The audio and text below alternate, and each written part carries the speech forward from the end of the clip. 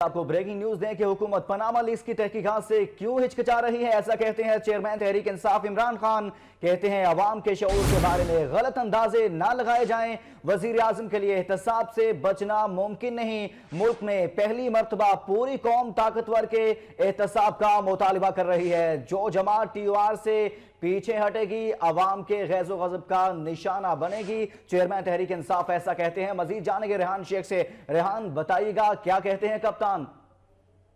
جی بالکل، پاکستان تحریک انصاف کے چیئرمین عمران خان نے آج اخباری مدیران سے جو ملاقات کی ہے، ملاقات کے دوران جو انہوں نے وہاں پر غیر رسمی گفتگو کی، اس کے مطابق ان کا کہنا تھا حکومت پاناما لیکس کی تحقیقات سے کیوں ہچکچا رہی ہے.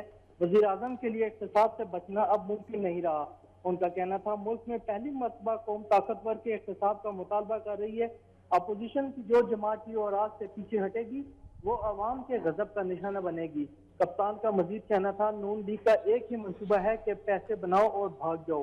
نون لیگ انسانی ترقی سے پیسہ بچا کر بڑے منصوبوں میں سرمایہ جھونکتی ہے تاہم مال کمایا جا سکے.